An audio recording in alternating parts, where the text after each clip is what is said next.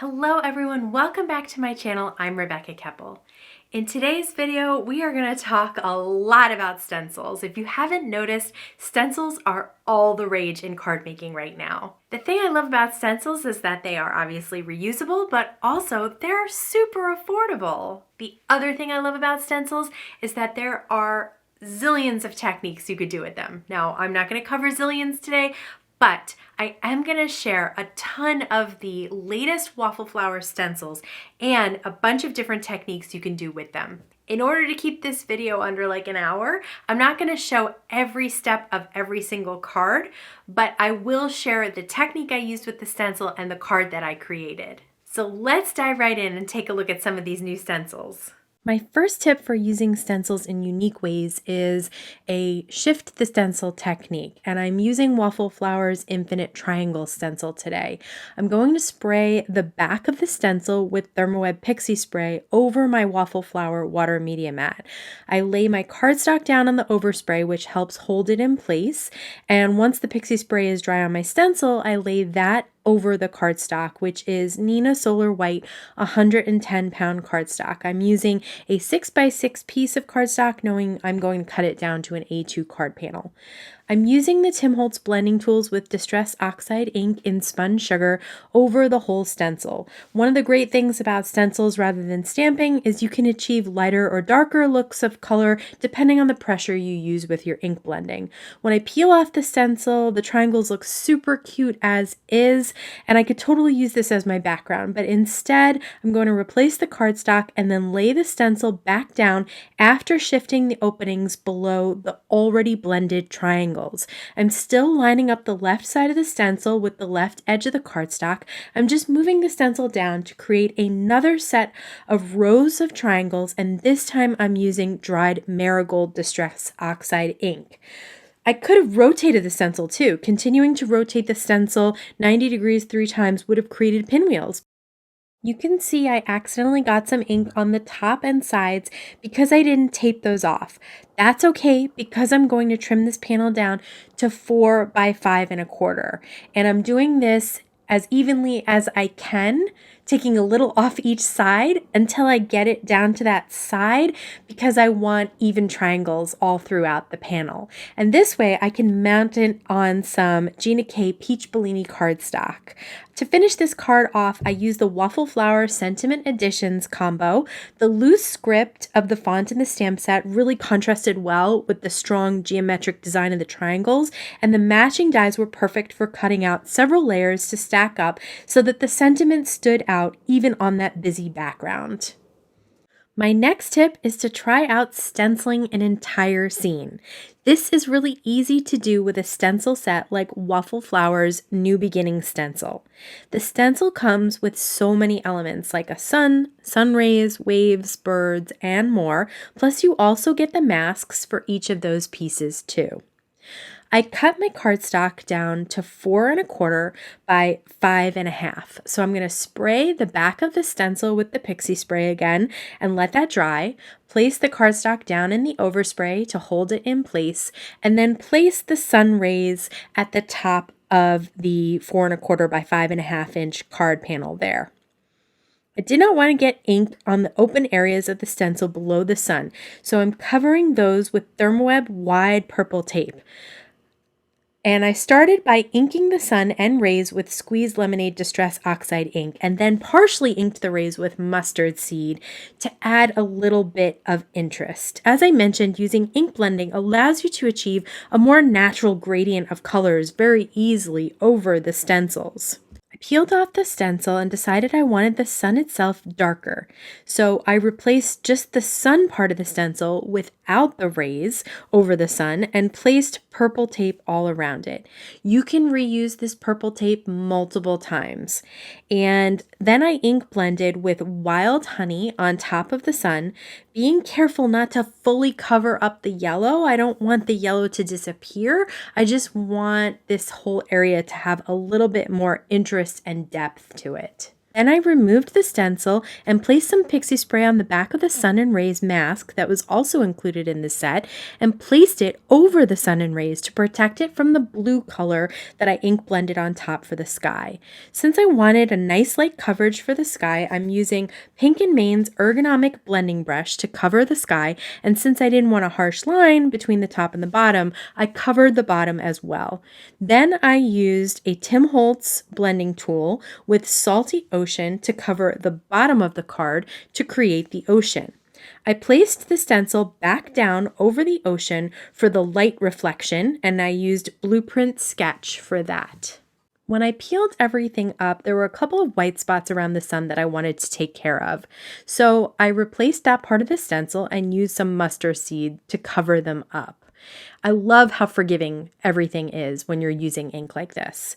I used my favorite white gel pen to add some white details for the crests of the wave, and then I replaced the stencil and taped off the open areas to add some black soot to the birds in the sky. I finished this card off with the Each Day is a Gift sentiment from the Tender Thoughts stamp set, which I white heat embossed over the water. My next tip is to try layering different mediums over your stencils. The Waffle Flower Heart Balloon stencil makes this really easy because it's a set of 2 stencils. So first, I'll spray some pixie spray on stencil number 1 and place it down on white cardstock. Again, I'm working on a 6x6 piece of cardstock, which will give me plenty of room once I cut it down into a card panel for an A2 card.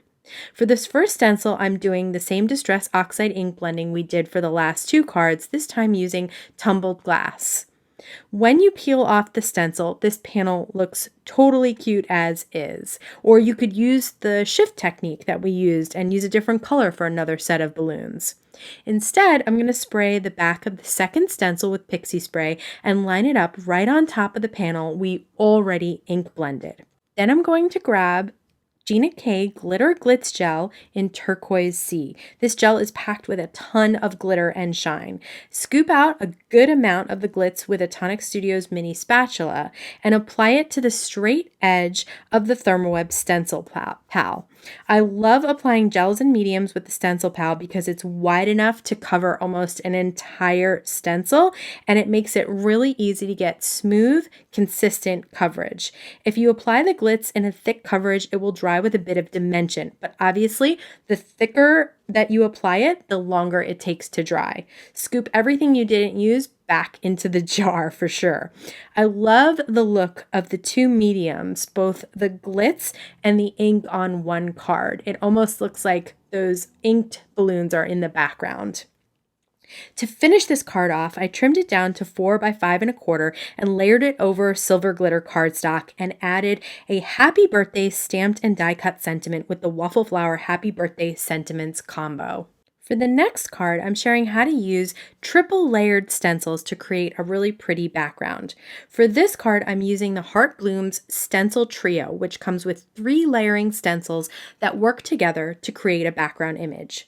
Starting with stencil number 1, and all 3 stencils are clearly labeled as such, I am applying Twisted Citron Distress Oxide ink with one of the Tim Holtz blending tools. I prefer the foam blenders when I'm trying to cover little openings like this stencil has. Speaking of adding additional color, I'm going to lightly add some mowed lawn to this first stencil at the bases of the stems just to add some additional shading. Then peel off that first stencil, and it's time to move on to stencil number 2. It's important to make sure everything is lined up with this second stencil. So I shift the stencil a bit back and forth until the openings of the stencil match some of the images of the first stencil, and details like the veins of the leaves are straight on the leaves themselves. Once it's in place, I apply a bit of pressure to make sure the pixie spray holds it in place, and this time I add a real dark layer of the mowed lawn over the entire stencil. Then peel off stencil number 2 and apply stencil number 3. For this one, it's really important to make sure everything is lined up, but that's pretty easy to do because the bases of the stems fit perfectly into the openings of the stencil, which has openings for the heart flowers. I used Warren lipstick for this layer. I am Absolutely loving this combination of colors this year.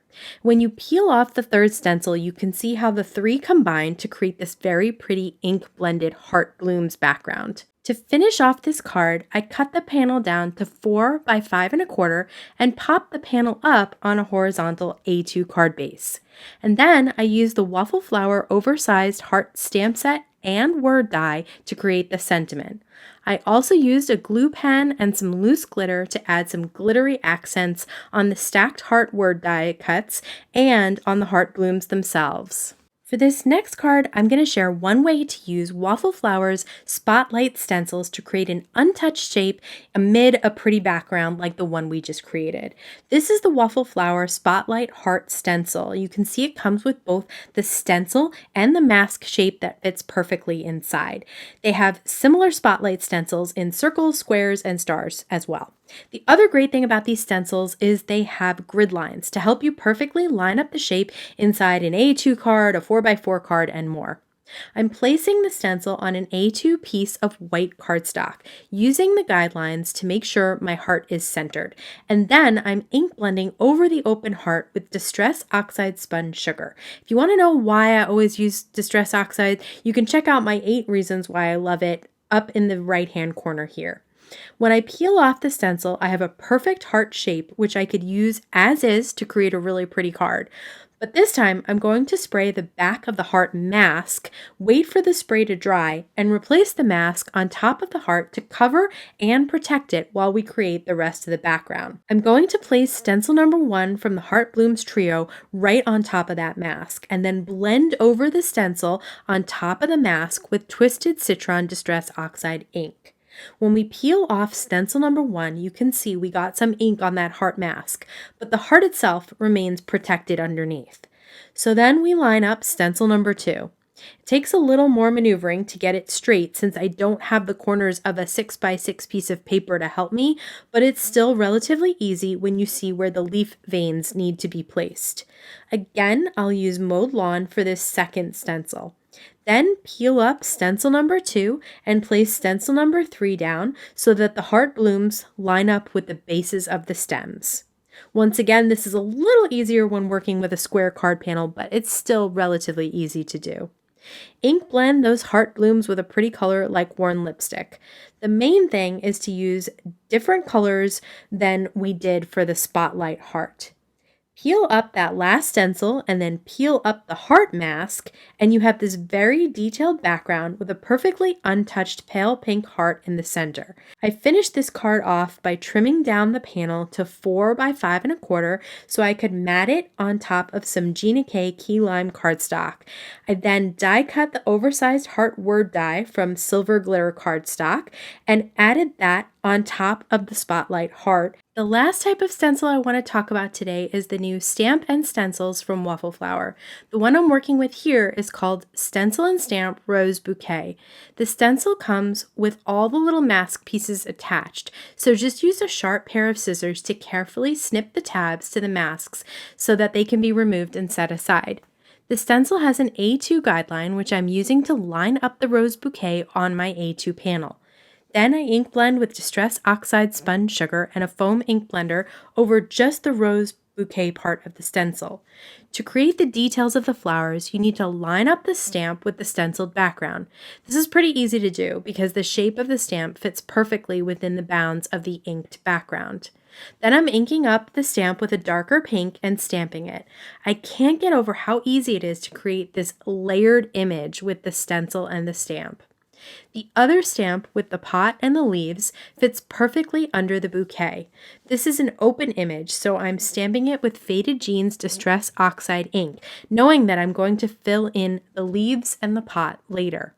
To fill in the leaves, I'm going back to the stencil and using Mowed Lawn right over the stamping. To fill in the pot, I'm going to swipe some Distress Oxide tumbled glass on my water media mat and spritz some water on it with my Distress sprayer, and then use a paintbrush to mix it up and paint it onto the pot. Then I'm going to replace the bow part of the stencil on the pot and blend a darker concentration of the tumbled glass on top with a foam blender. Then I'm going to place the whole image back in my MISTI to place the bow stamp right on top of the blending and stamp it in Faded Jeans ink so you can see all those details. I finished this card off by stamping the You Are Loved sentiment from the stamp set right on top of the rose bouquet.